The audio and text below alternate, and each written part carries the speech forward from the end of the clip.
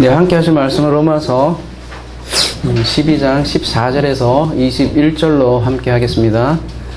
로마서 12장 14절에서 21절입니다. 제목은 저주를 축복으로, 악을 선으로 라는 제목을 잡았습니다. 너희를 박해하는 자를 축복하라. 축복하고 저주하지 말라. 즐거워하는 자들과 함께 즐거워하고 우는 자들과 함께 울라. 서로 마음을 같이하며 높은 데 마음을 두지 말고 도리어 낮은 데 처하며 스스로 지혜 있는 채 하지 말라. 아무에게도 악을 악으로 갚지 말고 모든 사람 앞에서 선한 일을 도모하라.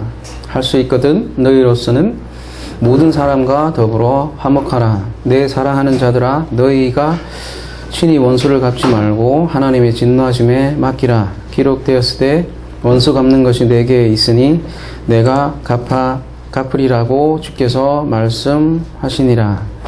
내 원수가 줄이거든 먹이고 목마르거든 마시게 하라. 그리함으로 내가 숯불을 그 머리에 쌓아 놓으리라. 악에게 지지 말고 선으로 악을 이기라. 다시 14절 제가 한 번만 읽을게요. 너희를 박해하는 자를 축복하라. 축복하고 저주하지 말라. 오늘은 명령형으로 시작을 하네요. 그죠? 그 내용이 축복하라. 근데 너희를 박해하는 자를 축복하라. 이렇게 얘기를 하고 있습니다. 지난주 우리 9절서부터 13절까지 봤죠? 이때는 명령 분사를 쓰고 있어요. 그죠? 계속해서 연결되는 명령형을 띤 분사형인데, 오늘 14절에는 분명하게 독립절로 명령하라. 이렇게 명령형으로 시작을 하겠습니다. 근데 이 명령 앞에 우리가 좀 박해하지 말라, 축복하라. 이런 명령 앞에 우리가 좀 이해할 부분이 무조건 축복하라 문제가 아니라 앞에 내용과 이어진다는 사실을 일단은 좀 짚고 가야 될 것 같고요. 9절에서 사랑에는 거짓이 없나니 악을 미워하고 선에 속하라. 여기에 이어서 나오는 말씀이라는 사실을 우리가 좀 이해할 필요가 있고요. 위선 없는 사랑에 대해서 얘기를 했었죠. 그 위선 없는 사랑을 배경으로 해서 계속해서 나오는 말씀이기 때문에 그 위선 없는 사랑의 배경해서 계속 이어지는 말씀을 우리는 이해해야 된다. 그 사실을 먼저 이해할 필요가 있고요. 그때 위선 없는 사랑이란 선에 속하라 이렇게 얘기하고 있는데요. 선의 연합, 그러니까 그리스도와 연합한 사랑을 위선 없는 사랑이다. 우리가 지난 시간 살펴보았죠. 그리고 그게 로마서 2장에서 말하는 마음을 새롭게 함으로 이렇게 번역이 됐는데요. 그 마음의 새로움. 이때 새로움은 아나카이노시스라고 해서 위의 것으로 새로워진. 이때 마음도 누스인데요. 마음과 카르디아에 대해서는 제가 산상수훈 때 자세하게 얘기한 것 같아요. 그 누스의 새로움.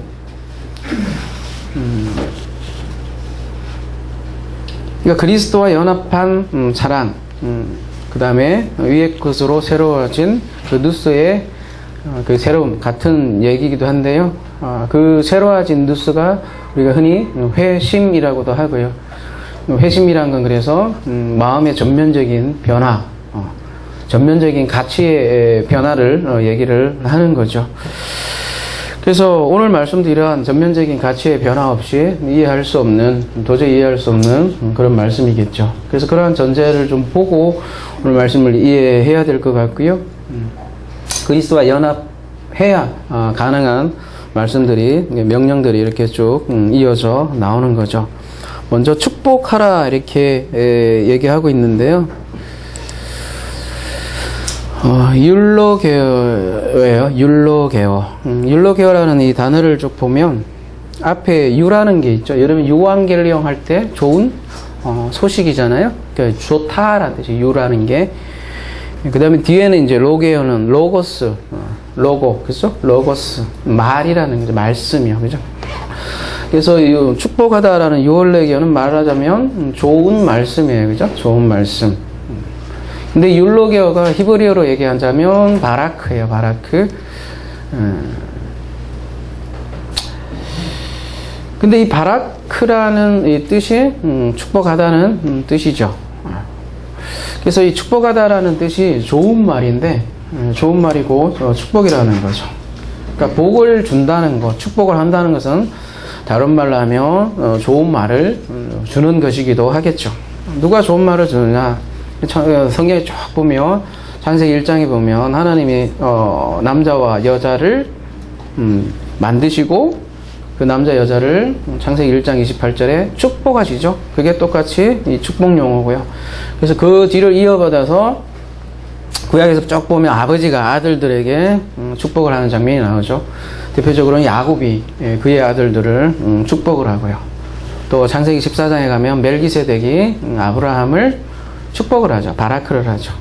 그래서 원래 축복이라는 게 더 큰 자가 작은 자를 축복하는 개념이 축복은. 그리고 이 축복을 나중에는 제사장들이 그 축복을 하게 되죠. 그러니까 제사장은 복을 그러니까 말하자면 넘겨주는 그런 역할을 하는 거죠. 누가복음 가보겠습니다.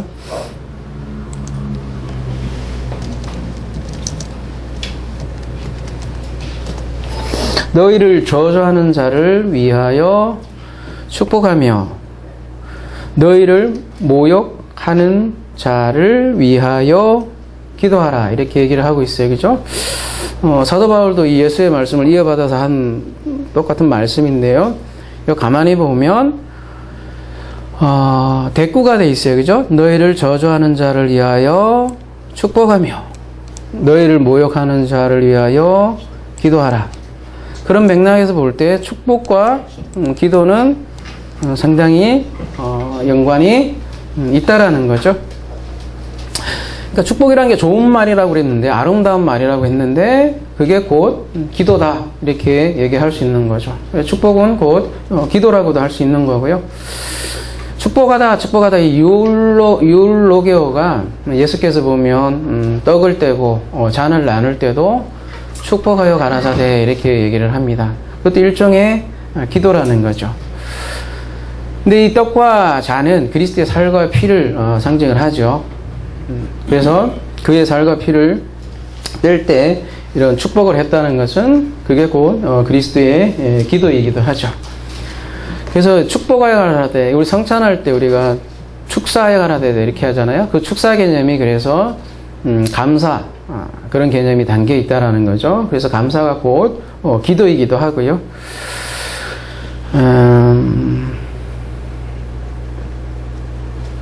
에베소서 1장 3절 가볼게요. 찬송하리로다. 하나님 곧 우리 주 예수 그리스도의 아버지께서 그리스도 안에서 하늘에 속한 모든 신령한 복을 우리에게 주셨습니다. 이렇게 얘기를 하고 있어요. 하나님 그리스도 안에서 우리에게 복을 우리에게 주셨습니다. 그러니까 기도라는 거는 또 다른 표현으로 하면 그래서 저주를 축복으로 만드는 것이다. 근데 그러니까 박해하는 자를 축복한다는 것은 다른 말로 하면 박해하는 자를 기도하는 것과도 마찬가지죠.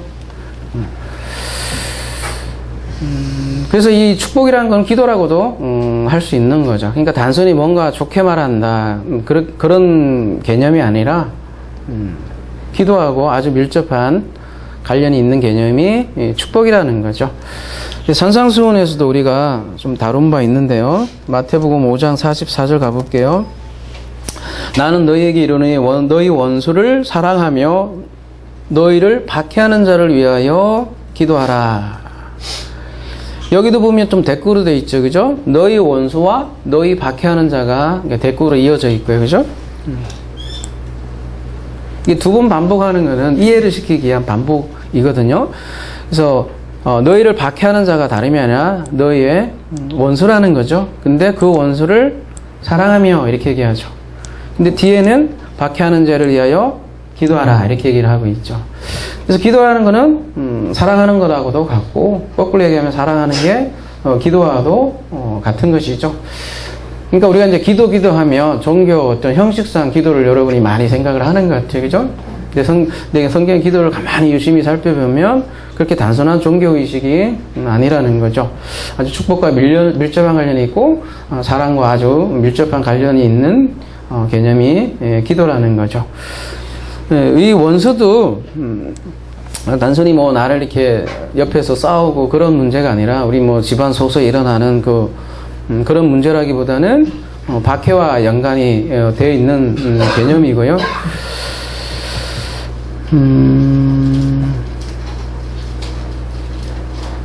야고보서 4장 4절 가볼게요.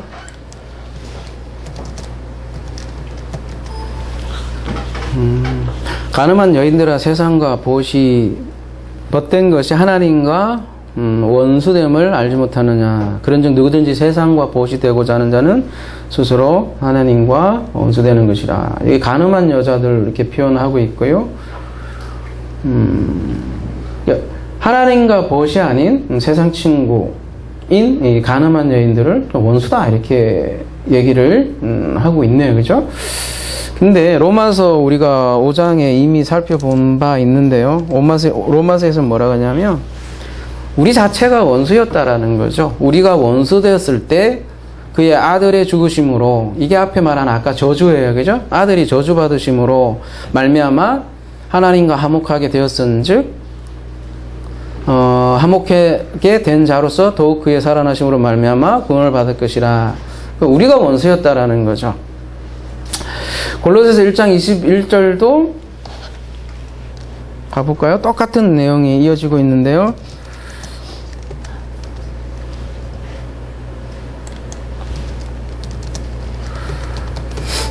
전에 악한 행실로 멀리 떠난 마음으로 원수가 되었던 너희를. 그러니까 원수가 따로 멀리 있는 게 아니에요, 여러분. 그죠? 일단 가장 큰 원수는 자기 자신이라는 사실을 우리가 좀 직시할 필요가 있을 것 같고요. 하나님의 원수가 어디 있느냐 하는데요? 나라는 거죠, 나라. 멀리 있는 게 아니에요. 이제는 그의 육체의 죽음으로 말미암아, 이것도 그리스도의 죽음을 또 얘기를 하고, 그죠? 저주, 축복 이렇게 얘기 나오잖아요. 오늘 주제가 그렇잖아요, 그죠? 그의 육체의 죽음으로 말미암아 화목하게 하사 너희를 거룩하게 하고 흠없고 책망할 것이 없는 자로 그 앞에 세우고자 하셨으니, 이 저주의 목적은 축복이다라는 거죠. 근데 아까 살펴봤듯이 이 원수가 그래서 이 박해하는 자들이다 이렇게 얘기할 수도 있는 거고요. 왜 박해하냐 이거죠. 하나님과 뭔가 이렇게 반대되어 있기 때문에 박해한다는 거죠. 근데 그런 원수를, 다른 말로 하면 그렇게 박해하는 자를 위해 축복하라는 말은 기도하라는 말하고도 같고요. 그러니까 여러분은 축복할 수 있습니까? 있어야죠. 그죠? 뭐 복음 따로 뭐 내가 축복하지 못한다 이러면 안 되죠. 그죠? 축복할 수 있는 거죠. 왜요? 기도할 수 있는 거죠. 왜요? 박해하는 자를 위해서 기도할 수 있다라는 거죠. 왜 그러냐면 박해하는 이유가 하나님과 반대편에 있기 때문에 박해하는 거죠. 근데 내 자신이 과거에 원수였다는 자기 자신을 아는 사람은 박해하는 사람을 이해할 수가 있는 거죠. 사실 감정적으로는 힘들죠. 환경적으로는 힘들지만 적어도 그 사람이 원수였던 자기 자신의 모습과 같았다는 것을 이해할 수 있다라는 거죠. 이해할 수 있기 때문에 그를 위해서 기도할 수 있다라는 거죠. 모르면 박해할 수밖에 없는 게 사실 진실이고 그 진실을 알기 때문에 이해할 수 있더라는 거죠. 그러니까 너희를 박해하는 자를 축복하라. 무조건 뭐 그냥 감정적으로 참으라 이렇게 그런 얘기가 아니라, 뭐 옆에 차선이 끼어들면 그래도 아무 일 없다 이렇게 옆에서 막 싸대기 때려도 그런 개념은 아닌 거죠. 그런 감정을 얘기하는 것은 아니라는 거죠. 사실 박해하는 자가 누구냐면 대표적으로 빌립보서 3장 6절 가볼게요. 열심으로는 교회를 박해하고 율법에 이르는 흠이 없는 자라. 이게 사도 바울 자기 자신을 얘기하는 거거든요. 그죠? 누가 교회를 박해하냐면 사실 그냥 열심히 있고 율법의 의로 흠이 없던 바리새인인 자기 자신, 자기 사울이죠. 이름이 바뀌었으니까 나중엔 바울이지만, 그죠? 그런 사람들이 교회를 핍박한다는 거죠. 하나님 원수가 그래서 꼭 불신자 바깥 세상을 얘기하는 게 아니라 실제로 보면 여러분들이 실제로 체험하는 걸 보면 실제로 교회가 교회를 도박해를 해요. 불신자들 소위 말하는 불신자들 아예 관심도 없죠. 뭐 아예 관심이 없죠.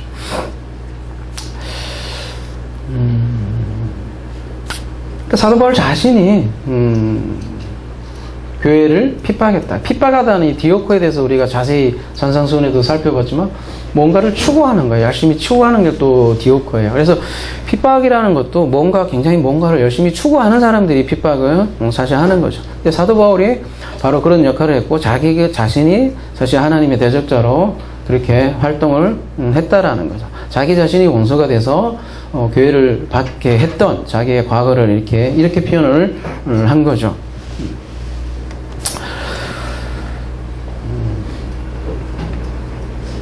그래서 아까도 말씀드렸지만 축복이라는 건 그래서 기도라는 것도 마찬가지지만 높은 자가 낮은 자에게 하는 것을 축복이다 그렇게 얘기해요. 그래서 기도 또한 축복도 마찬가지고요. 그죠?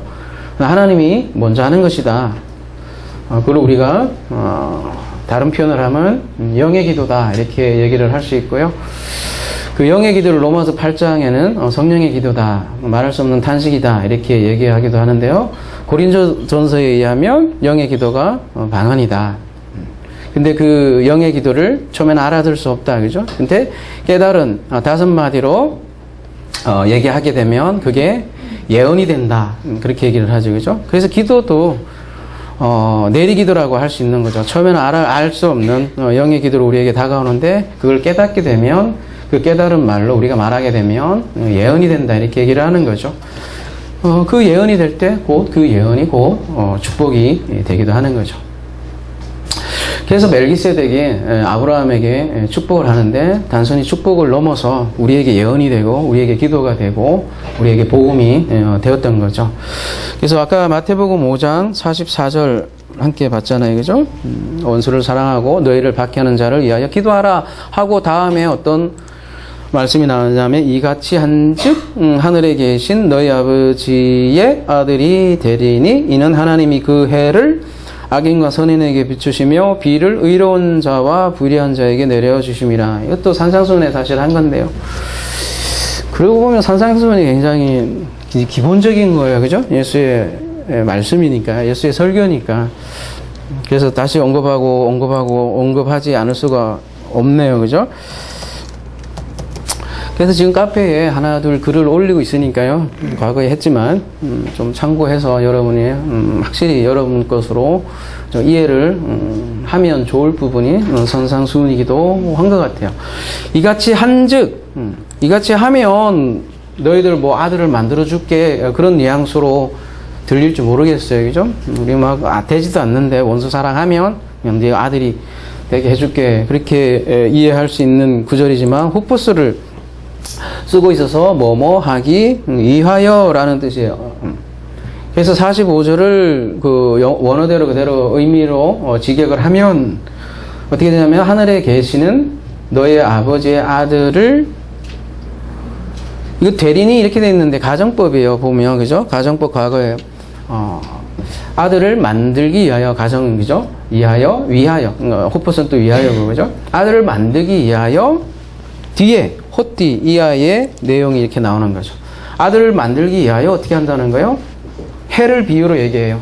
해를 악인에게만 비추는 게 아니라 선인에게도 같이 비춘다 이렇게 하죠. 그 목적이 뭐냐면 아들 만들기 위해서다 이렇게 얘기를 하는 거예요. 그러니까 목적이 아들됨이 목적이고 원인은 뒤에 있는 거죠. 뒤에는 그 원인이 뭐냐면 그 하나님이 그 해를 비춘다는 거죠. 그러니까 원인자가 해와 비를 주는 아버지란 얘기죠. 그죠? 원인자가 뒤에 아버지고 그 아버지가 목적이 아들을 만들기 위함이고 그 아들을 만들기 위해서 악인과 선인에게 모두 해를 비춘다는 거죠. 그러니까 의인에게만 비추는 게 아니에요. 그죠? 쉽게 얘기하면 착한 사람 쫓아다니면서 햇빛이 쫓아다니면서 그 사람에게만 햇빛이 비치는 게 아니죠. 그죠? 비도 나한테만 막 쫓아다니면서 나에게만 오는 게 아니라는 거죠. 이건 비유로 얘기한 건데 이게 말씀에 대해서 얘기를 하는 거고요. 그죠? 마찬가지로 우리가 원수는 미워하고 이웃은 사랑하다 이렇게 많이 들었던 너희들인데 그 개념을 수정해 주는 거잖아요. 그죠? 원수의 사랑에 대해서 얘기를 하고 있고 하나님은 원수를 말하자면 이웃으로 만든다. 그러한 비유로 이렇게 마태복음 5장 45절은 얘기하는 거죠.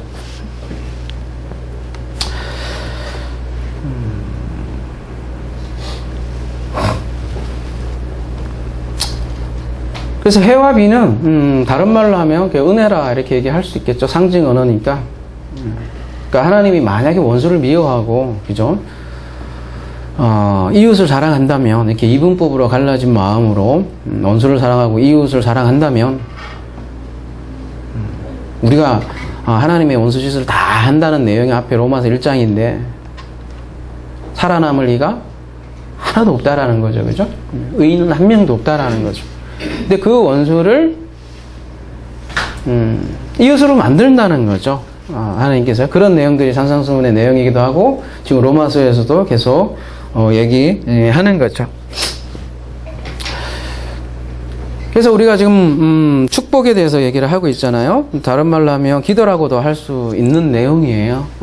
축복과 기도가 마찬가지지만 기도를 그래서 다르게 정의하자면 저주를 축복으로 만드는 것이다 이렇게 얘기할 수 있고요. 혹은 원수를 이웃으로 만드는 것이 기도다 이렇게 우리가 얘기를 할 수 있는 거죠.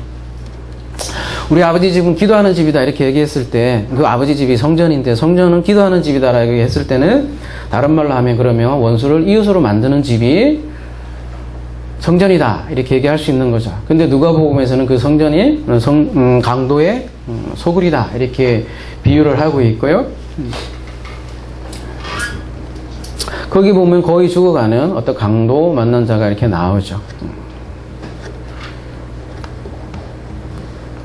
이게 또 우리가 이제 사사기 뒤에 볼 내용과 너무너무 닮아 있는데요. 그때 더 얘기하도록 하겠습니다. 아무튼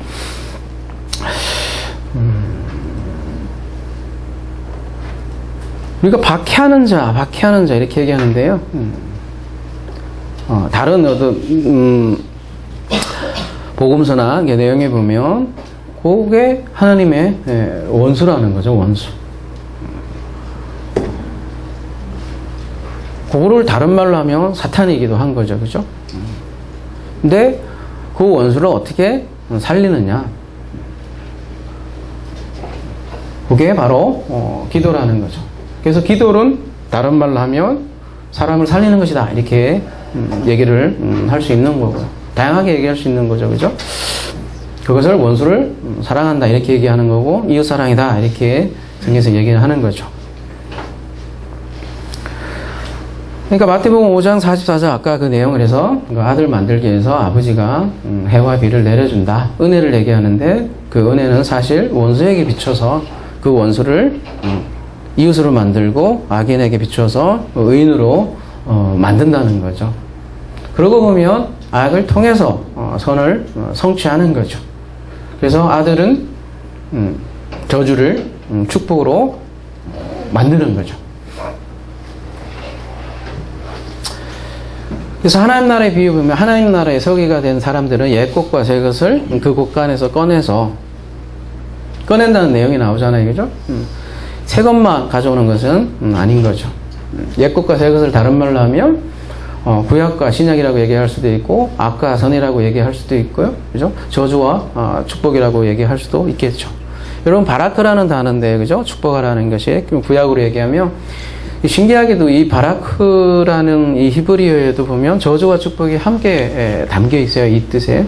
이웃에도 마찬가지로, 그죠? 아까 이웃이라는, 라라는, 그 말 속에 똑같이 들어가 있는 거죠. 그래서 저주와 축복은 이렇게 하나의 개념으로, 히브리어에서는, 설명을 하더라는 거죠. 저주. 발람의 저주가 가장 유명한데, 그죠? 발람도 마찬가지예요. 이스라엘을 저주하는데 나중에 보면, 그 의사하고 달리 축복을 하지 않습니까? 그죠? 하나님이 만든 거죠. 저주를 축복으로 만들어버린 것이죠. 마태복음 5장 10절 하나만 더 볼게요. 여기도 산상수훈이네요. 왜냐하면 산상수훈 5장 그 뒷부분의 중심 주제가 원수사랑이니까요. 그죠? 나올 수밖에 없겠죠. 그리고 요 마태복음 5장 10절은 우리가 팔복이라고 흔히 알려져 있죠. 팔복에 대해서 지금 소모임도 하고 있지만 그 마지막이 산상수훈을 보면 천국으로 시작해서 천국으로 끝나요. 그죠? 제일 처음엔 가난으로 시작했다가 마지막은 박해로 끝난다는 거죠. 그걸 출애굽으로 비유하자면 애굽, 광야, 가나안 이렇게 얘기할 수 있는데 마지막은 말하자면 가나안이라고도 할 수 있는데 그 가나안 땅이라고 하는 곳에 박해로 끝난다. 그리고 그들이 천국이 그들 것이다 이렇게 얘기하는 거 보면 오히려 천국에 있을 때 오히려 박해가 시작한다 이렇게 볼 수 있는 거죠. 그리고 마지막에 내용이 이게 박해가 말하자면 천국의 증표이기도 한 거죠. 근데 그 박해를 받은 자는 복이 있다 이렇게 얘기를 하는 거예요. 왜? 앞에 의를 위하여, 내가 의를 위해서 일부러 받는 게 아니라 의 때문에. 본문은 의를 목적으로 이렇게 돼 있어요. 그것도 수동으로 돼 있고 의를 목적으로 하는 박해를 수동으로 받는 거예요. 그가. 그래서 복이 있다는 거죠. 왜냐하면 그들이 바로 천국이 거들 것이고 박해야말로 어떤 면에서 천국에 있다는 반증이죠. 박해가요. 그러면 눈이 달라지는 거죠. 눈이. 사고의 전환, 완전한 사고의 전환이 오고 아까 우리가 찬양도 했잖아요. 그죠? 들에 핀 장미도 감사해요. 그죠? 근데 되게 시적이지만 되게 이쁘잖아요. 그 찬양에 보면. 근데 그 장미의 가시도 이제 감사하대요. 이거야말로 사고의 대단한 전환이죠. 그죠? 그래서 삶의 모든 것이 감사가 된다는 것은 어마어마한 거죠. 사실은. 근데 그게 감사해야지 이래갖고 감사가 나오나요? 그죠? 근본적인 원인이 뭐냐 이거죠. 우리는 그 근본적인 원인에 대해서 얘기를 하는 거고요. 우리가 그렇게 그 찬양을 부를 수 있는 것도 근본적인 사고의 전환, 그죠? 그 마음의 변화, 누스의 변화, 회심이라고 하죠, 그죠? 그래서 산상수훈의 가장 중심 주제가 회심과 천국이라고 그랬잖아요, 그죠? 회심이 있을 때 감사가 나온다는 거죠.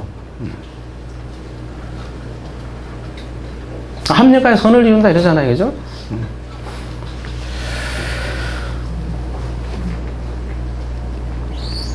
사실 박해한다 이렇게 얘기하지만 그 박해하는 사람들은 나하고 다른 생각을 가지고 있고 다른 고백을 하는 사람들이죠. 그런 사람들이 박해를 사실 하는 거죠. 근데 그들 대부분이 사실은 신앙인이라는 거예요. 소위 말하는.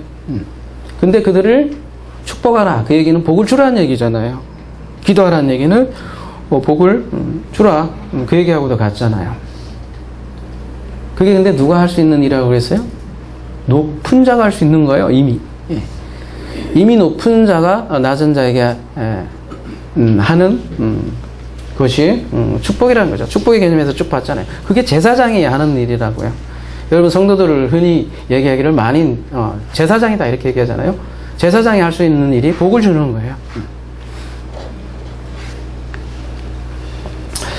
그래서 그 복을 줄 수 있는 이유도 내가 먼저 그걸 깨달은 거 아니에요.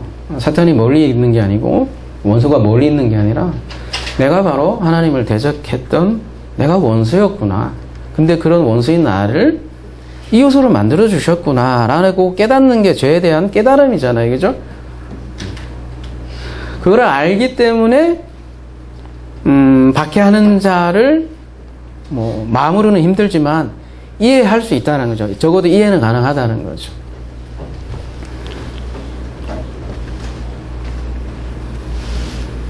그리고 우리는 더 나아가서 원수와 이웃이 나중에 보면 하나가 된다는 사실도 알고 한 생명이라는 것도 알고 한 말씀이라는 것도 알고 나중에 한 마음이라는 것도 알기 때문에 그들을 그 마음으로 바라볼 수 있기 때문에 축복할 수 있는 거죠.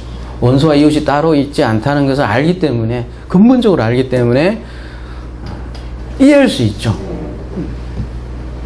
높은 사람은 낮은 사람을 이해할 수 있어요. 바둑도 마찬가지예요. 9단은 1단을 훤히 뚫고 보고 이해할 수 있어요. 근데 1단은 9단을 전혀 이해할 수 없어요. 그래서 사도 바울은 15절에 이렇게 이야기하네요. 즐거워하는 자들과 함께 즐거워하고 우는 자들과 함께 울라. 여기서부터는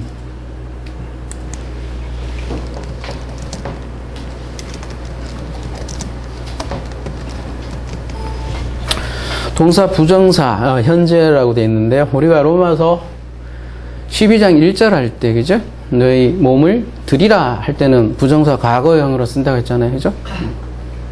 그럴 때는 앞에 부분을 설명하는 부분이고, 이게 부정사 현재다 이러면 명령적 부정사다 그 얘기를 말씀드렸던 것 같아요. 그죠? 그 강한 명령 개념이라기보다는 굉장히 권고적인 명령, 그렇게 이해하시면 될까요? 하여튼 즐거워하라 이렇게 얘기를 하고 있어요. 누구와? 함께 즐거워하라. 즐거워하는 자들과. 그죠? 근데 이런 말도 사실 앞에서 이웃이라는 걸 이해될 때 가능한 얘기죠.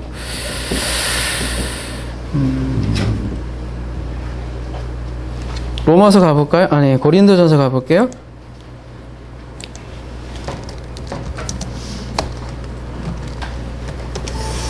만약 한 지체가 고통을 받으면 모든 지체가 함께 고통을 받고, 한 지체가 영광을 얻으면 모든 지체가 함께 즐거워하니라. 너희는 그리스도의 몸이요 각 지체의 각 부분이라. 우리가 로마서 앞부분에 이미 그죠? 9절 이전에 그리스도의 몸에 대해서 우리가 함께 살펴본 것 같아요. 교회가 그리스도의 몸이다. 그래서 우리가 한 생명이다 이렇게 얘기를 하는 거고요. 그죠? 더 나가서 말하자면 교회 밖의 사람도 편으로 얘기하면 하나님의 원수죠. 원수인데 그 하나님의 원수에게도 해를 비춘다. 마태복음 그렇게 얘기하잖아요. 그죠? 그게 원수 사랑이다. 말하자면 원수조차도 이웃이다 이렇게 얘기를 하고 있지 않습니까? 그러한 이웃이 즐거워할 때 함께 같이 즐거워하라는 거죠. 그 얘기는 네 따로 내 따로 그런 개념으로 이웃을 보라는 얘기가 아니겠죠. 그죠? 그러니까 원수를 저주한다면 불가능한 명령이 되고 말씀이 되겠죠.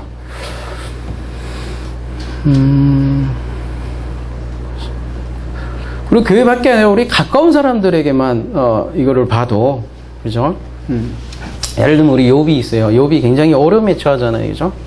욥이 어려움에 처했을 때 친구 3명이 오죠. 그래서 친구가 오면서 하는 얘기가 뭐겠어요? 말하자면 뭐 이렇게 얘기하겠죠. 야, 너 지은 죄가 뭐야? 빨리 회개해. 응? 그러면 네 환난과 고통이 없어질 거야. 한 사람은 이렇게 뭐라고 하지? 그런 거를 그렇게 상담했겠죠? 아니면 또 한 사람은 이렇게 얘기했죠. 야, 어둠 뒤에 빛이 있단다. 그죠? 캄캄한 새벽 뒤에 아침이 온단다. 그러니까 어떻게 알아? 자꾸 견뎌봐. 그러면 빛이 올 거다. 이렇게 얘기하잖아요. 근데 여러분이 그런 고통을 당했을 때 옆에 와서 그런 설교를 들었을 때 힘이 되던가요? 백날 해도 소용이 없어요. 여러분. 진짜로. 그죠? 내 아파 죽겠는데 옆에 와서 야, 좀 있으면 괜찮다. 이렇게 얘기해봐야 그게 뭐 아까도 그랬지만 이해는 될진더 이 몸이 말을 안 들어요. 아니 안 들려요. 아니 더 배기 싫어요. 꺼져 이렇게 얘기하고 싶을 정도로 정말 고통에 처하면 그런 말이 진리고 사실일지라고 할지라도 다가오지 않는다는 거죠. 그래서 사실은 15절 이게 최고의 상담 아니에요? 그죠? 이 사람이 즐거워할 때 함께 즐거워하고 울 때 함께 울 때 그게 이게 너 회개하라 이거보다 훨 나은 상담이고 설교라는 거죠. 그 자체가 이미 한 마음이죠. 뭐 좋은 설교를 떠나서 이미 한 마음을 얘기하는 거고요.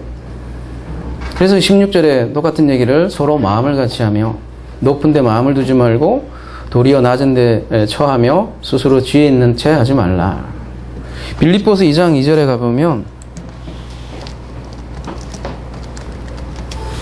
마음을 같이하여 같은 사랑을 가지고 뜻을 합하여 한 마음을 품으며 여기서 같은 사랑, 같은 뜻 이렇게 얘기하고 있는데 이 뜻은 원어로 보면 그 쉼이라는 단어하고 푸시케하고 합쳐진 심푸시코스라고 되어 있어요. 시간 관계에서 안 갈게요. 같은 사랑과 같은 호흡이라는 뜻이에요. 그래서 그러니까 서로 마음을 같이 한다는 것은 같은 사랑이기도 한데요. 우리가 2절에서 말한 바로 그 누스이죠. 같은 누스, 같은 마음. 이놈의 누스가 뭐야 이렇게 물으시는 분이 있을지 모르겠어요. 그죠? 여러분 산상수훈을 찬송하십시오. 이번 주 카페에 올릴게요. 그러니까 좀 배경이 필요해요. 그죠? 그러고 보면 그걸 다 듣고 이해한 사람은 금방 이해가 될 텐데. 근데 이 누수가 뭐냐, 또 뭐 카르디아가 뭐냐 이러면 한 시간 드는 얘기거든요. 참 어려워. 그런 면에서는. 어쨌든 그 마음. 인간의 그 변하는 그 마음과 다른 뭔가 변치 않는 그 진리로서의 그 마음, 의식, 뭐 여러 가지 얘기를 하고 영, 마음 이렇게 얘기할 수 있는데요. 하여튼 그 마음. 그러니까 같은 마음을 가지라고 해서 뭐라고 해야 되나요? 똑같은 마음, 그런 마음을 얘기하는 건 아니라는 거죠.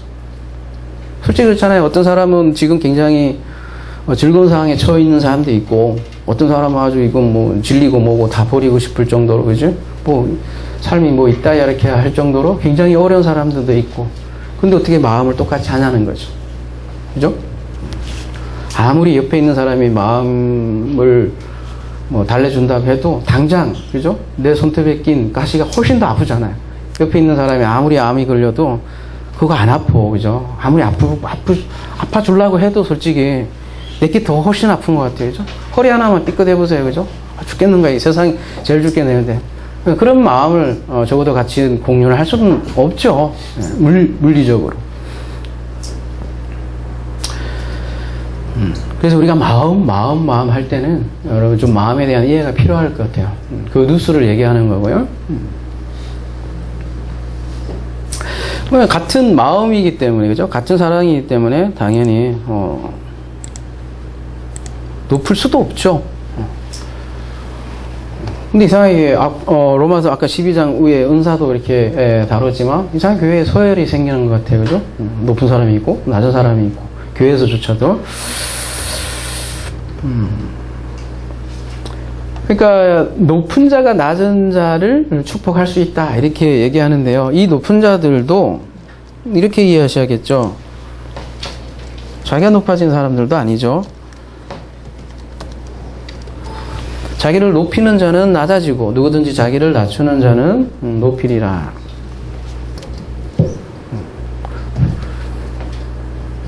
사실 낮은 자를 높여놓은 거잖아요.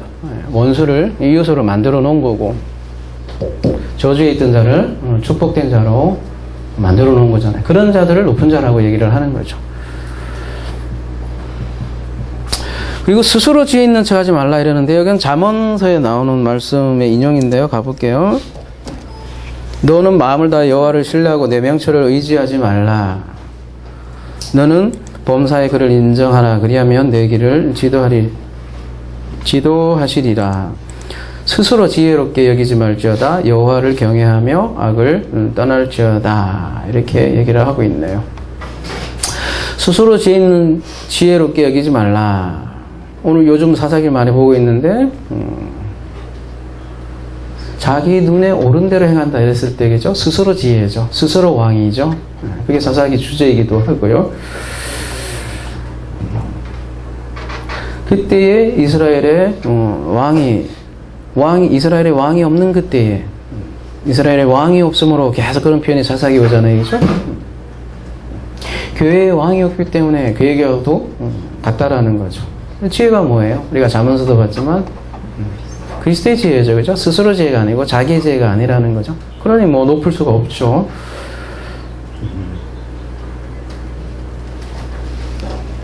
마음이라는 것도 그리스도 안에서 한 마음이라는 거죠. 그래서 한 지혜고, 한 사랑이고, 한 뜻이고. 17절 아모에게도 악을 악으로 갚지 말고 모든 사람 앞에서 선한 일을 도모하라. 도모하라니까 좀 이게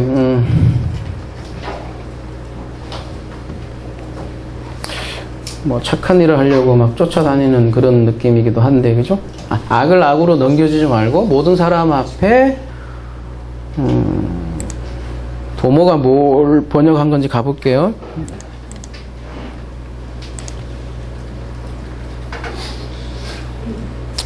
그러니까 악을 악으로 넘겨주지 말고, 완전히 아프는 강세니까 이제 완전히 넘겨주지 말고 프로 노에오 하라 이렇게 하겠어요. 프로가 앞에 전치사예요, 그죠? 영어하고도 비슷한데, 그죠?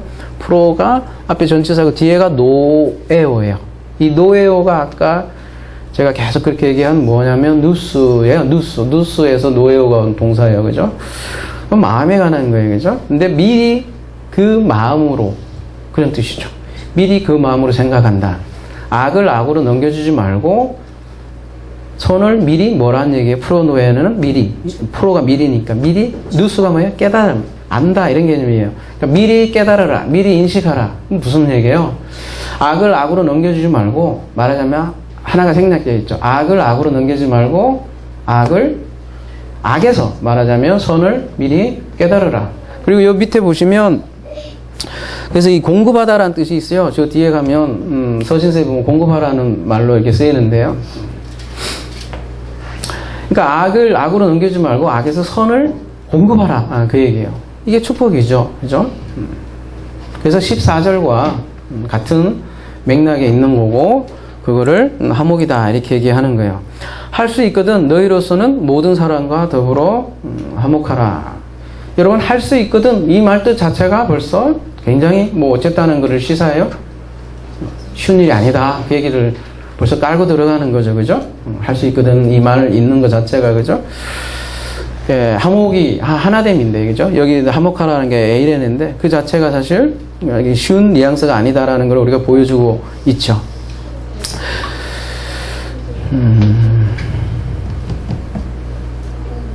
이것도 마태복음 5장 9절에 나오는데요. 이번 주 소모임 할 내용이네요. 합평한 자, 긍휼한 자, 이렇게 산상수훈에서 나오는데, 그죠? 그게 형용사예요. 뭘 하는 그런 것도 아니고, 관사에다가 형용사 붙으면 한 자, 이렇게 되죠. 그죠? 마찬가지로, 이미 긍휼한 자고, 이미 합평한 자로, 선언을 하고 있네요. 예, 화목이라는 게 쉬운 일이 아니지만, 이미 선언을 하고 있죠. 그리고 그 합평한 자를, 솔로몬이다. 예를 들면 솔로몬이 할 수 있죠. 샬롬이라는 뜻이니까, 그죠? 샬롬인자가 솔로몬이라는 뜻이죠. 그들이 누구냐? 하나님의 아들이라 불리어진다. 이렇게 얘기를 하고 있는데, 이게 이제 질문이, 우리가 이제 질문은 좋은데, 그게 어떻게 가능하냐? 이렇게 질문할 수 있지 않겠어요? 그에 대한 답이 또 뒤에 이어진다고 볼 수 있는 거겠죠. 19절, 내 사랑하는 자들아, 너희가 친히 원수를 갚지 말고, 하나님의 진노하심에 맡기라. 기록되었을 때 원수 갚는 것이 내게 있으니 내가 갚으리라고 주께서 말씀하시니라. 신명기에 나오는 말씀이에요. 원수 갚는 것이 내게 있다. 이렇게 얘기하는 것이요. 신명기 가볼게요.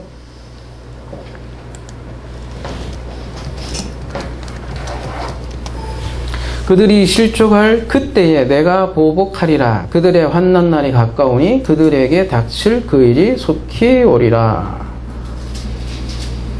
이거는 원문 좀 가볼게요. 뉘앙스가 조금 달라서요. 여기 보복하리라 이 얘기만 있으니까, 그죠? 근데, 원문에는 뭐냐면, 낙함은 보복일 수 있겠죠. 뒤에 근데 쉴렘 같이 붙어 있어요. 그죠? 바보 전치사가 있어갖고, 말하자면 보복과 이게 쉘렘은 뭐겠어요? 여기 밑에도 나오지만, 보상? 이렇게 얘기한다면, 그죠? 같이 지금 돼 있단 말이에요. 근데 이제 개혁개정을 보면 보복만 하는 느낌으로 돼 있으니까 제가 말씀하는 거예요. 그죠? 둘 다 그리고 명사예요. 그죠? 복수와 보상이 명사로 붙어 있고요. 그게 뭐냐면 앞에 전치사가 붙어 있어요. 레 전치사가 붙어 있고 뒤에 요더가 붙어 있어서 1인칭이에요. 그죠? 레는 뭐냐면 뭐뭘 위하여요. 그죠? 나를 위한 보복과 보상. 그런 뜻이에요. 근데 로마서에서는 뭐라고 하냐면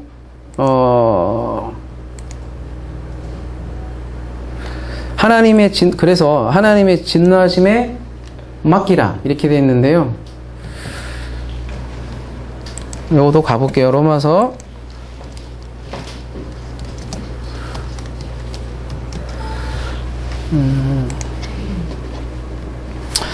하나가 빠져 있어요. 그죠? 여기는 가로치고 지기를 이렇게 됐는데, 진노의 토포스를 디돔이 넘겨줘라, 이게요. 그러면 토포스가 뭐냐, 이거죠. 그죠?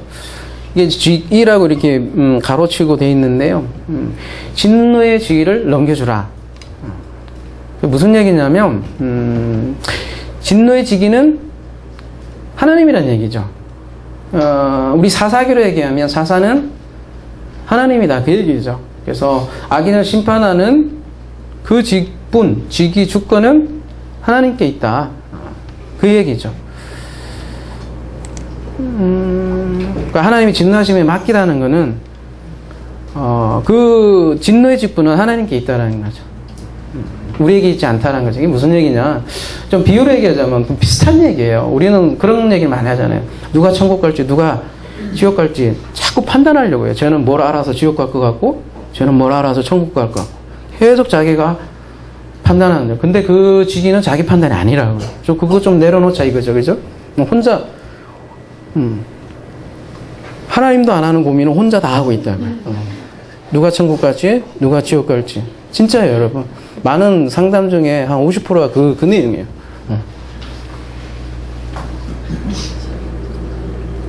근데 이 하나님의 진노 개념을 잘 이해를 또 하려면 한참 해야 되겠지만, 그죠? 요한계시록 내용 전체가 하나님의 진노 내용이잖아요, 그죠? 근데 그 진노에 뭐가 담겨 있다? 요한계시록 가만 보니까 사랑이 담겨 있잖아요. 그래서 진노의 하이라이트는 십자가 아닙니까, 그죠? 그 진노를, 그러니까 저주를 부은 거잖아요, 그 아들에게.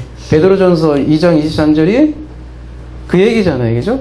진노를 부어줬다는 거잖아요. 근데 그게 그 목적이 뭐냐면 친히 나무에 달렸다 이렇게 얘기하잖아요. 근데 그 목적이 뭐냐면 우리 죄 때문이다, 그죠? 그래서 가만히 이렇게 진노의 면목을 이렇게 좀 그 진리를 좀 읽어야 돼요, 우리가. 그냥 막 읽으면 오후에도 이제 우리가 자사기 스토리 볼 거야. 완전 19금이에요, 그죠? 성경을 잘못 읽으면 19금이 돼요, 그죠? 마찬가지로 진노를 잘못 읽으면 참 이상한 성경이 되는 거예요. 근데 우리가 진노의 내면을 뚫고 가면 결국은 사랑이에요, 여러분. 그래서 그러면 그거 어떻게 갚느냐 이렇게 얘기가 이제 20절에 또 한 번 잠언서를 인용해서 이렇게 얘기하네요. 내 원수가 줄이거든 먹이고 목마르거든 마시게 하라. 그리함으로 내가 숯불을 그 머리에 쌓아놓으리라. 잠언서 가볼게요. 거기 인용한 거니까요.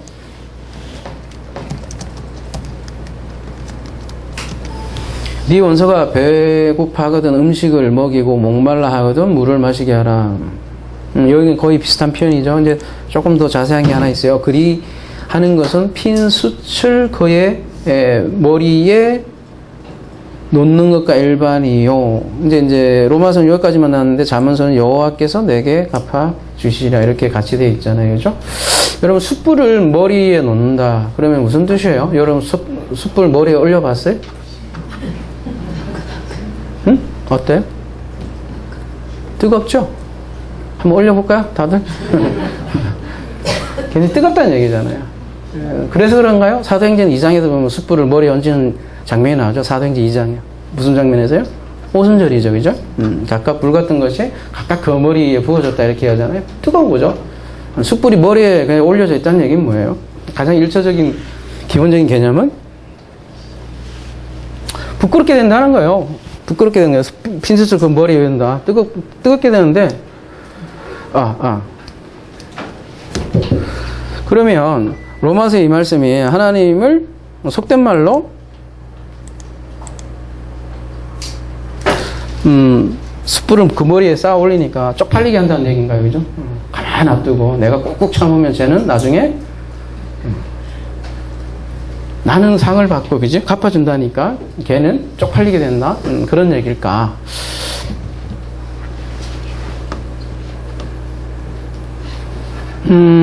잠언서 다시 가볼게요. 그래서 여기서 인용했으니까요.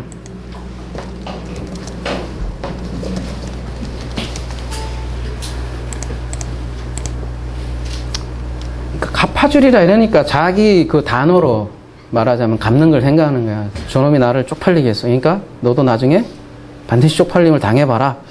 그게 하나님의 갚으심이다 이렇게 생각을 하는 것 같아요. 그죠? 자기 생각이죠. 여기서 뭐라고 하냐면 샬람이라는 단어를 쓰고 있어요. 그죠? 샬람 어디서 많이 본 거죠? 샬롬과 자음이 똑같아. 그죠?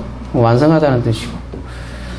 근데 그 앞에 아까도 레전지사 봤지만 아까는 요도가 붙으면 1인칭인데 카프가 붙으면 2인칭이 돼요. 그죠?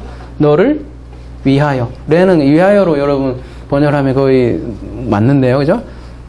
나를 위하여 샬람 하겠다. 이 나는 누구냐면 앞에 야훼. 그죠? 야훼가 나를 위하여 샬람 하겠다.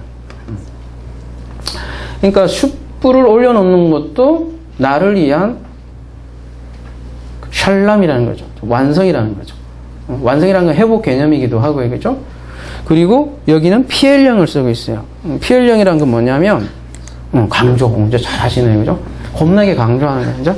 그러니까 어떻게 번역하면 되면 정말로 내가 완성할 거야. 그래서 미완료를 쓰고 있죠. 계속 일하심의 표현이 미완료. 그죠? 그러니까 이 표현 자체가 잠언서 25장이 하나님의 일하심에 대해 굉장히 강조된 표현이에요. 이 잠언서 25장 22절이. 그러니까 하나님이 일하는 영역에 대해서 얘기를 하는 거고요. 그러니까 네가 원수 줄이거든 먹이고 목마르든 마시게 하라. 뭐 실제로 뭐 쫓아다니면서 구제 활동하고 쫓아다니면서 배고프면 먹여주고 목마르든 마시게 해주면 어떨까요, 여러분?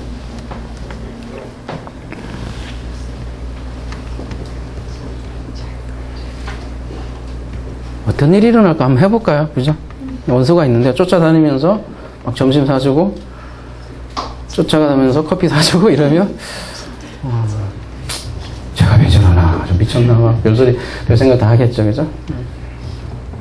뭐 나쁜 일은 아니지만 잠언서도 그렇고 뒤에 숯불 얘기하는 것도 그렇고 계속 내가 나를 위하여 그걸 완성하겠다 이런 얘기를 계속 하는 거 보면 비유적인 표현이죠.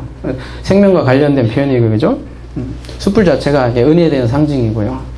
그래서 사도행전 2장에 숯불이 올라간 게 성령의 사역이 그잖아요. 죄에 대해서 의에 대해서 심판에 대해서 깨닫게 한다 하잖아요. 가장 근원적인 사역을 사도행전 2장에서 제자들에게 알려주는 그런 사건이죠. 그죠? 음식과 물을 준다는 거라서 말씀에 대한 비유고 진리의 말씀에 대한 공급이죠. 아까 그게 앞에서 얘기한 축복이요 기도요 그렇다는 거죠. 아까 17절에 보면 선한 일을 도모하라 이렇게 좀 풀어내요. 그죠? 이게 공급하라는 뜻이잖아요. 그게 바로 공급이라는 거죠. 그러면 그 말씀이 숯불이 돼갖고 그 머리를 태운다는 거죠. 그러니까 하나님의 원수짓한 그죠? 원수를 하나님이 태우겠다는 거죠. 그것도 그러니까 뭐겠어요? 그게 하나님의 갚으심인데 갚으심에서 이게 자기 단어로 알게 되면 무조건 보복하는 개념으로만 알고 있을 것 같아서 말씀드리는 거예요. 하나님의 일하심에 대한 다른 표현이죠. 그 결국은 은혜를 얘기하는 거고요. 고린도전서 3장 6절 보면 맥락이 비슷한 것 같아요. 나는 심었고 아볼로는 물을 주되 오직 하나님께서 자라게 하셨나니. 뭐 아볼로가 쫓아다니면서 뭐 물을 줬나요? 비유 표현이잖아요, 그죠? 근데 자라게 하시는 이는 하나님이다 이렇게 얘기를 하고 있네요. 그래서 숯불에 머리에 숯불 올린다는 거는 그래서 이게 단순한 쪽팔림 뭘 얘기하는 게 아니라 부끄러움인데 이 부끄러움은 어떤 부끄러움이냐면 회개를 가져오는 부끄러움이에요. 회개를 가져오는 고통, 후회, 구원을 이루게 하는 근심도 있듯이 그죠? 그래서 결국 은혜를 얘기하는 거고 그 은혜를 알게 하는 고통을 이 숯불을 머리에 쌓는다 이렇게 얘기하는 거예요. 근데 이 누구냐면 얘네들이 원수잖아요. 근데 그 원수에게 숯불을 머리에 올려놓는 거예요, 하나님이. 그죠? 그러니까 결국은 그 목적이 뭐냐면 그 원수를 이웃으로 만들기 위한 숯불이에요. 하나님의 숯불이겠죠? 그 불, 그 계시록에 나오는 불, 다 들어가 보면 다 하나님의 진노인데 그 진노의 궁극적인 목적은 저주를 축복으로 바꾸는 거예요. 하나님의 목적이. 그걸 기도다 이렇게 얘기를 하는 거죠. 그러니까 기도가 얼마나 많은 뜻을 가지고 있어요. 그죠? 우리가 그러고 보면. 그래서 그 기도로 승리합니다. 그래서 마지막에 21절에 보면 악에게 지지 말고 선으로 악을 이기라. 이 말씀으로 일단락 하는데요. 계속 지금 17절부터 계속 오는 내용에 어떻게 보면 결론 부분이죠. 악에게 지지 말라 이러니까 뭔가 싸워야 할 뭐 사탄을 생각할 수도 있고 그죠? 악에게라기보다는 좀 더 여러분에게 의미적으로 다가오려면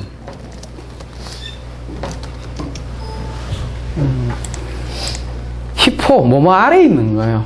그러니까 뭐 에게라기보다는 안에 있다라는 얘기예요. 문제는, 그죠? 우리는 항상 악을 접한다는 얘기예요. 그러니까 그 악을 어떻게 이길 수 있냐? 이렇게 질문할 거 아니에요, 그죠? 그때 하는 얘기가 엔호 아가토스. 선으로 이렇게 번역할 수도 있고요. 근데 그대로 선 안에서 수단, 방법, 장소라고 그랬잖아요, 그죠? 역격이. 선 안에서 이길 수 있습니다. 얘기잖아요. 그러니까 그 제일 앞에 우리가 지난주 봤던 그 얘기하고 똑같잖아요. 선과 연합해서 악에게 속하지 않고 선에 연합한 그 사랑을 위선 없는 사랑이다 이렇게 얘기를 하면서, 그렇죠? 그 사랑이 이길 수 있다는 거죠. 이길 수 있다는 거예요, 여러분. 못 이기는데요? 아니요. 이길 수 있다고 분명히 선언하고 있고요. 이길 수 있어요. 그게 하나님의 아들의 권세요, 능력이요, 다스림이요, 섬김이요, 여러 가지 표현을 할 수 있겠죠. 근데 문제는 아갈이 있다라는 거예요. 이 현실을 부정할 수가 없다라는 거죠. 근데 이 악 아래 있지만 그리스도와 연합해서 선 안에 있을 때 악을 이길 수 있다. 이길 수 있다 이 말 자체는 그렇게 만만한 일은 아니다라는 거를 뉘앙스를 주는 건 분명해요. 그죠? 이렇게 만만한 콩떡은 아니다. 그렇지만 이길 수 있다 이렇게 얘기를 하는 거죠. 악 아래 있지만 이길 수 있다. 결국 사랑이 승리한다. 근데 그 사랑은 뭐냐면 세상에서 말하는 사랑이 아니라 위선 없는 사랑, 그리스도의 사랑, 하나님과 연합한 사랑, 그리스도와 연합한 사랑, 그들은 이긴다 이 얘기죠. 그러니까 여러분 가운데 이런 얘기를 들으면 가장 드는 질문이 이런 걸 거예요. 원수를 어떻게 사랑할 수 있지? 왜 이런 질문들을 하냐면 사실 그 원수가 내 가장 가까운 곳에 있거든요. 응? 그렇잖아요, 여러분. 가만히 보면 그 왼수잖아요. 멀리 있는 사람은 어떻게 하면 돼요? 안 보면 되지. 그죠? 그죠? 안 보면 되잖아요. 근데 가장 괴로운 왼수는 가장 옆에 붙어 있거나 같이 자거나 아니면 같이 자지는 않더라도 맨날 보는 거야, 맨날. 이 인간 어디 도망갈래도 도망갈 수 없는 상황인 거죠. 이게 미치고 앉아하는 거지. 모르는 사람, 단순히 이렇게 와서 나한테 박해하는 정도야. 그냥 모른 척 하면 그만이잖아요. 이게 제일 어렵단 말이에요. 그래서 질문을 하는 거야. 도대체 나는 왼수를 도저히 못 살아가는데, 암만 질리고 뭐고 다 깨달았어도, 저 인간만큼은 안 없어지는 거잖아요. 그래서 질문을 하는 거지 않습니까? 그죠? 그래서 그놈의 왼수 때문에 내가 도대체 내가 아는 것도 모든 게 아닌 것 같고 계속 회의를 들게 만드는 왼수가 있다라는 거죠. 살아가 보면, 그죠? 그놈의 왼수가 있었고 내가 사는 게 맨날 지옥 같은데, 그죠? 천국 했사니까. 계속 그 질문하는 거잖아요. 우리가 진짜 왼수 같은, 멀리 얘기 말고, 내 가장 왼수 같은 그 인간을 사랑할 수 있단 말이냐, 이렇게, 질문을, 하고 싶은 거죠. 근데 아까도 마음 얘기했지만 사람의 감정으로는 사랑할 수 없어요. 쉽게 상처가 치유되지도 않고요, 그죠? 그리고 또 애쓴다고 되는 것도 아니라는 거죠. 그러니까 감정적인 사랑으로는 할 수 없다라는 거죠. 그게 좀 헬라어로 얘기하면 카르디아라는 불가능하다는 거죠. 누가 구원을 받을 수 있습니까? 이렇게 얘기했을 때 예수께서 사람으로 할 수 없다. 그 얘기나 이 원수 사랑도 똑같은 얘기예요. 그죠? 영생에 대해서 얘기했잖아요. 우리가 어떻게 하면 영생이 없습니까? 그랬을 때 쭉쭉쭉 얘기하는데 가장 기본적인 영생의 기본 개념이 이웃 사랑이에요. 나중에 들어가 보면, 그죠? 그러면 이웃 사랑도 인간은 할 수 없다라는 얘기하고도 똑같단 말이죠. 예수의 언어가. 그러면서 뭐라고 얘기해요? 하나님은 가능하다 하잖아요. 그죠? 그러면 그 왼수 같은 인간도 사랑하는 수 있는 것도 하나님만 가능하다는 거죠. 그러면 하나님만이 가능하다는 의미가 뭐냐는 거죠. 그랬을 때 우리가 누스지 근본적인 가치의 변화가 있을 때 가능하다라는 거죠. 내 감정은 아파요. 계속 미워해요. 그건 어쩔 수 없어요. 우리가 육체가 있는 한 그거 없으면 그거는 사람도 아니죠. 그죠? 그러나 의식으로는 가능하다라는 거예요. 이해할 수 있어요. 여러분 이해할 수 있어요. 그 사람을 되게 힘들게 하더라도 이해되는 거하고는 전혀 다른 문제예요. 그리고 이해하고 그 사람을 보는 거하고는 전혀 다른 거예요. 이런 누수가 없이 그냥 그게 빠져 있으면 그 사람 미치고 환장하고 지옥이에요. 근데 내가 알고 그 왼수를 보면 이해가 돼요. 아니, 미워할 수 있더라도 인간의 감정이 있으니까요. 이해할 수 있어요. 왜냐하면 모르니까 당연한 거예요. 어떻게 보면. 그렇지 않습니까? 기본적인 인간에 대한 이해가 없는데, 기본적인 하나님에 대한 이해가 없는데, 그 마음이 어떻게 그 진리된 마음과 하나가 될 수 있어요? 말도 안 되는 거예요, 여러분. 그러니까 당연히 박해가 있는 거죠. 그러니까 이해할 수 있으니까 그 인간을 이해할 수 있는 거예요.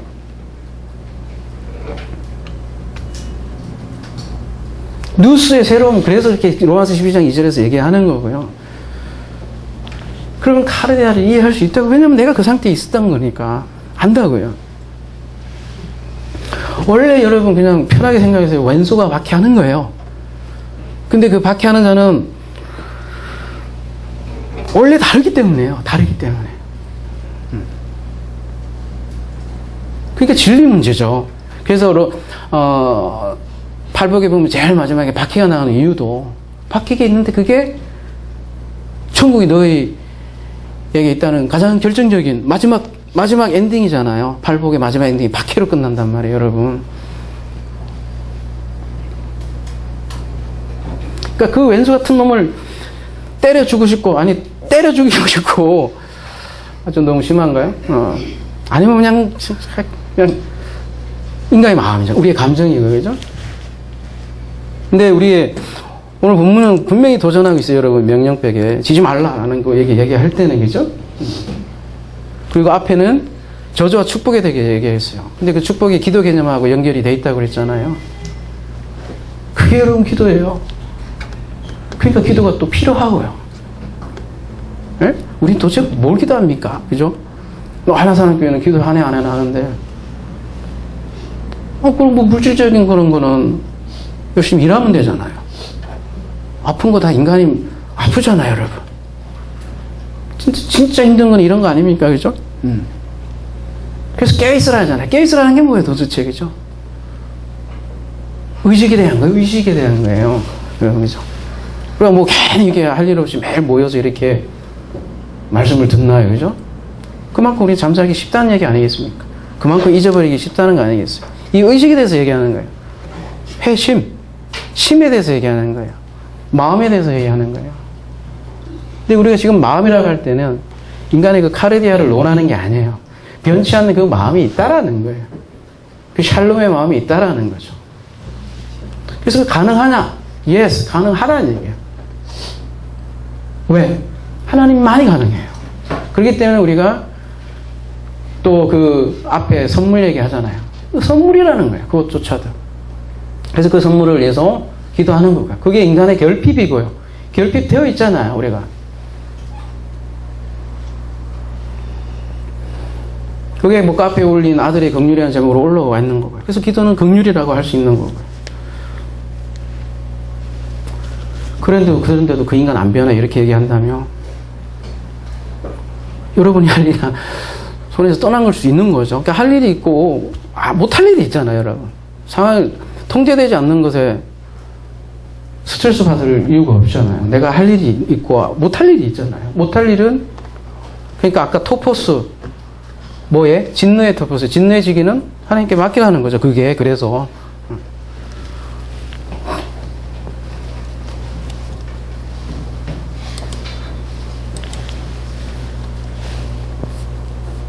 하나님이 사사이다. 이게 사사기 주제이잖아요. 그죠? 말씀을 마무리할게요. 여러분 이길 수 있습니다. 이게 계시록 주제예요. 이길 수 있다. 근데 어떻게 이길 수 있냐? 기도 안에서 당신은 이길 수 있다. 오늘 표현을 하면 선 안에서 지금 악을 이기라 이러잖아요. 그죠? 이기라 해놓고 이길 수 없는 힘을 안 주나요? 이긴다는 거죠. 근데 어떻게 이기냐? 이선 없는 사랑이 이긴다. 하나님이죠. 하나님이 당신을 통해서 사용할 때 이길 수 있다. 아까도 말씀드렸지만 이긴다는 사실 자체가 쉽지 않다는 전쟁의 의미를 갖고 있어요. 그렇지만 이긴다. 그러면서 계시록에서 이기는 자는 상을 약속을 하잖아요. 그 상이 뭐예요? 보면 나그네 있는 생명나무의 열매를 먹으리라. 생명의 명료관을 줄 것이다. 만국을 다스리는 권세를 줄 것이다. 흰옷을 입게 될 것이다. 성전의 기둥이 될 것이다.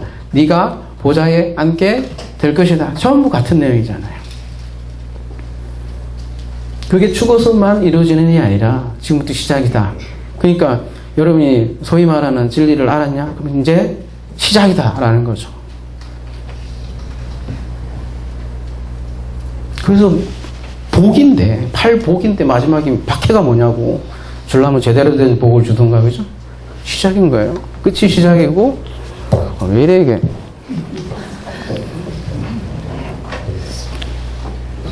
가나안이잖아요. 우리 약속의 땅이잖아요. 그럼 뭐 거기서 행복하게 잘 살았습니다. 이렇게 그런 소설로 끝나나요?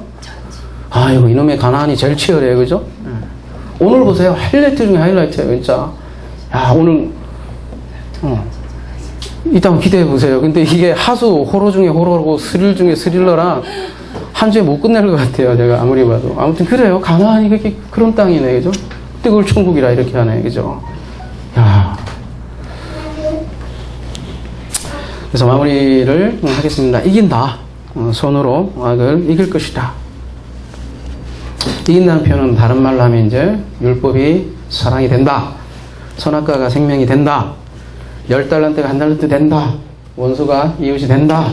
사탄이 천사가 된다. 지옥이 왜 천사, 지옥이 천국이 된다. 이런 말과도 같은 거죠. 아무쪼록 모르겠어요. 여러분의 벤서들은 다 어디에 처박혀 있는지 모르겠지만 아무튼 여러분과 또 여러분 가정에게 이러한 축복이 있기를 기도합니다.